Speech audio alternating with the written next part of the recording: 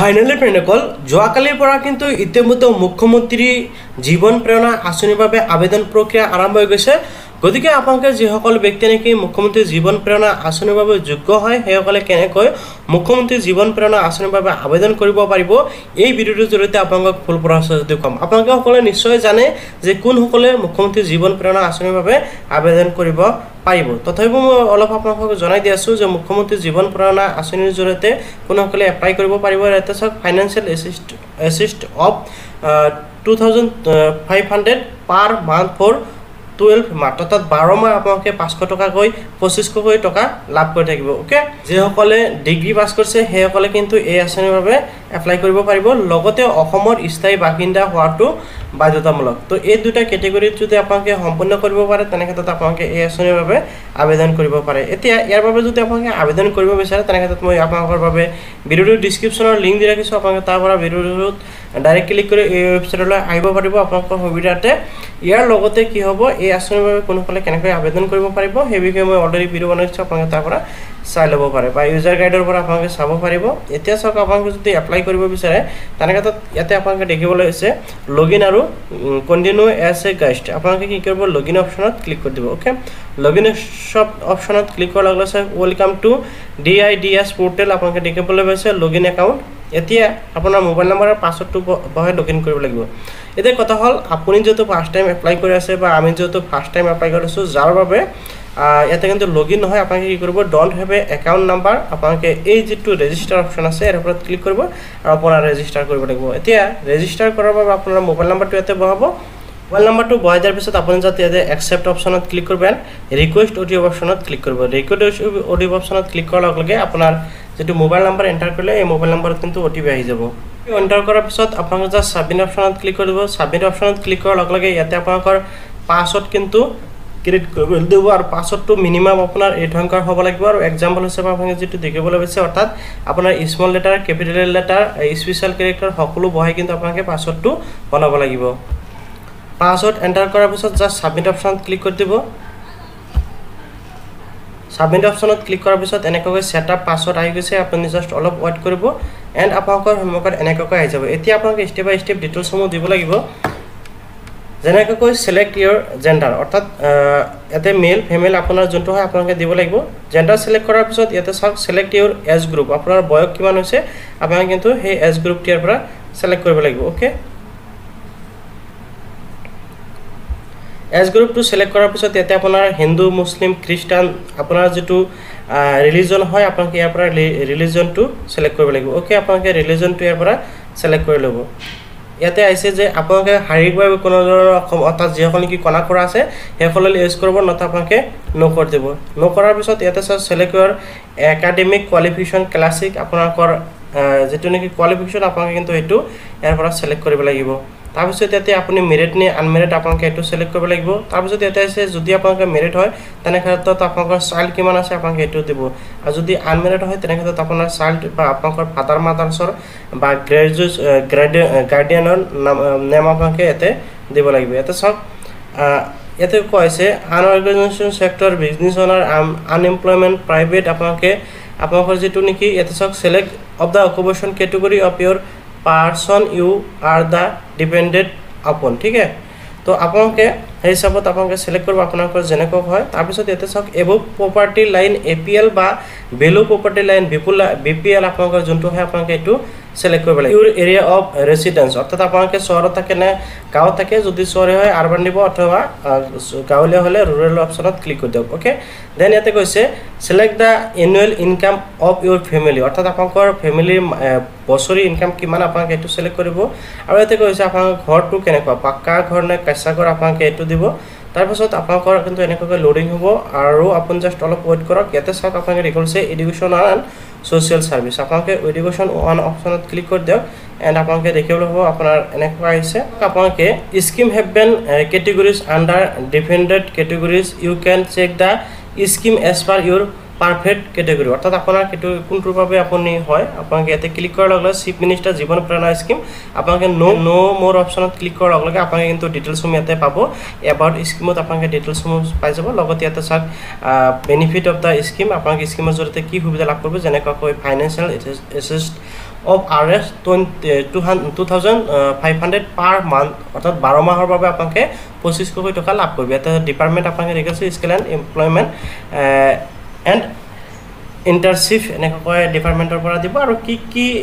মানে আপোনাৰ এলিজিবিলিটি লাগিব এলিজিবিলিটি আৰু ক্ৰাইটেৰিয়াসমূহ আপোনালোকৰ ইয়াতে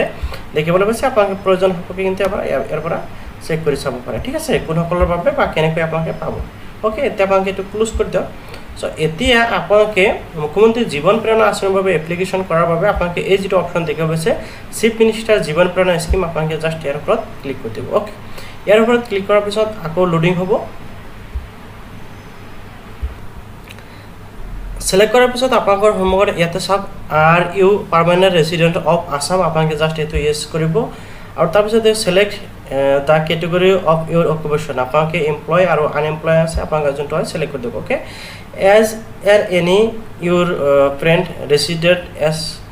এজ এ কণ্ট্ৰাক্টৰ অৰ্থাৎ আপোনালোকৰ পৰিয়ালৰ কোনো মানুহে কণ্ট্ৰাক্টৰ হয় নে নহয় আপোনালোকে ইউজ কৰিলে কিন্তু ইয়াৰ বাবে এলিজিবল নহ'ব আপোনালোকে জাষ্ট নো অপশ্যনত ক্লিক কৰি দিয়ক নো অপশ্যনত ক্লিক কৰাৰ পিছত are you taking or have a taken the benefit of the Mukhyamantri Nijut Moina আঁচনি যদি আপোনালোকে মুখ্যমন্ত্ৰী নিযুতমইনা আঁচনিৰ টকা পাই আছে তেনেকৈ তাত ইউজ কৰিলে আপোনালোকে কিন্তু নাপাব আৰু এইটো ইউজ নকৰিলেও আপোনালোকে নাপাব আপোনালোকে জাষ্ট নকৰি দিব ঠিক আছে আপোনালোকে এই আঁচনিৰ বাবে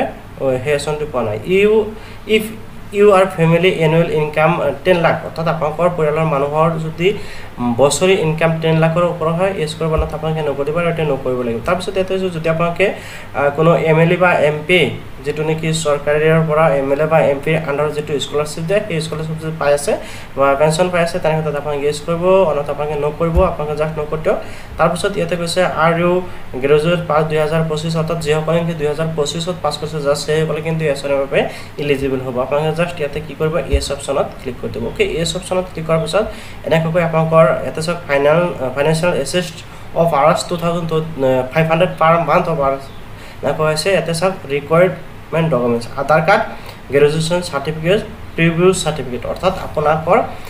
আধাৰ কাৰ্ড লাগিব ডকুমেণ্টছৰ ভিতৰত আৰু আপোনালোকৰ কিন্তু গ্ৰেজুৱেশ্যন কৰা চাৰ্টিফিকেটটো এই চাৰ্টিফিকেটটো কি হ'ব প্ৰয়োজন হ'ব তো এতিয়া এপ্লাই কৰাৰ বাবে জাষ্ট আপোনালোকে প্ৰচেড টু এপ্লাই অপশ্যনত ক্লিক কৰি দিব ওকে প্ৰচেড টু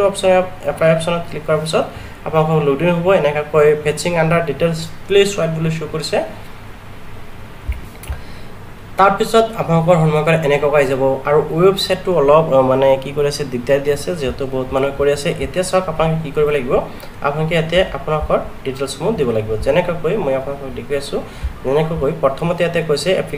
এপ্লিকেণ্ট ডিটেইলছ ইয়াতে প্ৰথমতে আপোনালোকে কিন্তু full name of the applicant as per Aadhaar অৰ্থাৎ আপোনালোকৰ আধাৰ কাৰ্ডত যেনেকৈ নাম আছে এই নামটো পাব ইয়াতে আপোনালোকৰ ফাদাৰ্ছ বা মাদাৰ্ছৰ নাম দিব ইয়াতে আপোনালোকৰ ডেট অফ বাৰ্থটো চিলেক্ট কৰিব লাগিব আপোনাৰ যোনটো হয় এণ্ড ইয়াতে আপোনালোকে জেণ্ডাৰটো চিলেক্ট কৰিব লাগিব এণ্ড ইয়াতে মোবাইল নম্বৰ আপোনালোকে দিব ইমেইল ID মাৰ্জ দিব লাগিব আধাৰ কাৰ্ডৰ নম্বৰ পেন নম্বৰ তাৰপিছত ইয়াতে আপোনালোকে দেখিবলৈ পাইছে যে enrolment number of registration number of the institute college অৰ্থাৎ আপোনালোকে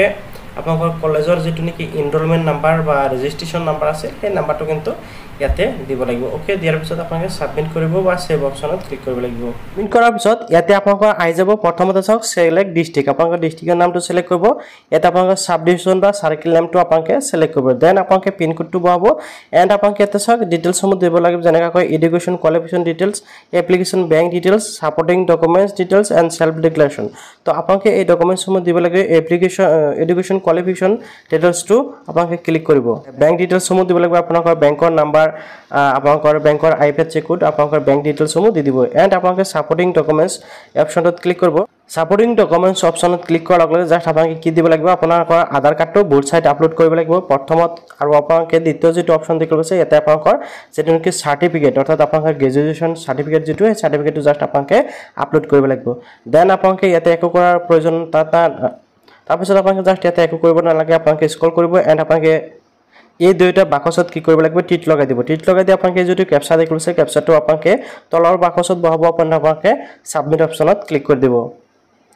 সাবমিট অপশ্যনত ক্লিক কৰাৰ লগে লগে দেখিবলৈ পাব আপোনাৰ ডিটেইলছসমূহ ইয়াতে শো কৰিছে আপোনালোকে এবাৰ ভালকৈ চাই ল'ব যে আপোনাৰ সকলো ৰেকৰ্ড ঠিকে আছে নে নাই যদি কোনো ধৰণৰ ভুলভ্ৰান্তি আছে আপোনালোকে এডিট অপশ্যনত ক্লিক কৰি আপোনালোকে চেক কৰিব আৰু আপোনালোকে শুধৰণ কৰি ল'ব আৰু যদি সকলো ঠিকে আছে আপুনি জাষ্ট সাবমিট অপশ্যনত ক্লিক কৰি দিব সাবমিট অপশ্যনত যেতিয়াই ক্লিক কৰিব আপুনি দেখিবলৈ পাব আপোনাৰ এনেকৈ থ্যাংক ইউ বুলি আহিছে for give me the opportunity to serve your your application has been successful submit ইয়াতে আপোনাক দেখিবলৈ আছে এনেকৈ সাবমিট হৈ গৈছে সো তাৰ পিছত আপোনাক ডাউনলোড এপ্লিকেশন অপচনত ক্লিক কৰি আপোনাক এপ্লিকেশনটো ডাউনলোডিং কৰিব পাৰিব আৰু এনেকৈ অতি সহজতে কিন্তু আপোনাক মুখ্যমন্ত্ৰী জীৱন প্ৰেৰণা আঁচনিৰ বাবে অনলাইন যোগে এপ্লিকেশন কৰিব পাৰিব এতিয়া যদি আপোনাক এপ্লিকেশন কৰাৰ সময়ত কোনো ধৰণৰ অসুবিধা পাইছে তেনে ক্ষেত্ৰত আপোনাক কিন্তু মোৰ টেলিগ্ৰামত যোগাযোগ কৰিব পাৰে মোৰ ভিডিওৰ ডেসক্ৰিপচনত টেলিগ্ৰাম দিয়া আছে আপোনাক তাতে যোগাযোগ কৰিলে মই আপোনাক এপ্লিকেশন কৰি দিব পাৰিম আপোনাক জাস্ট কি প্ৰয়োজন হ'ব আপোনাকৰ মাৰ্কশিটখন বা আপোনাকৰ যেটো সাৰ্টিফিকেট এই সাৰ্টিফিকেট লগতে আপোনাকৰ আধাৰ কাৰ্ডখন প্ৰয়োজন হ'ব তো ভিডিওটো ভাল পালে নিশ্চয় লাইক কৰিব আৰু এনেকা ইম্পৰ্টেন্ট ভিডিও পাবলৈ এতিয়া চেনেলটো সাবস্ক্ৰাইব কৰিবলৈ পাহৰিব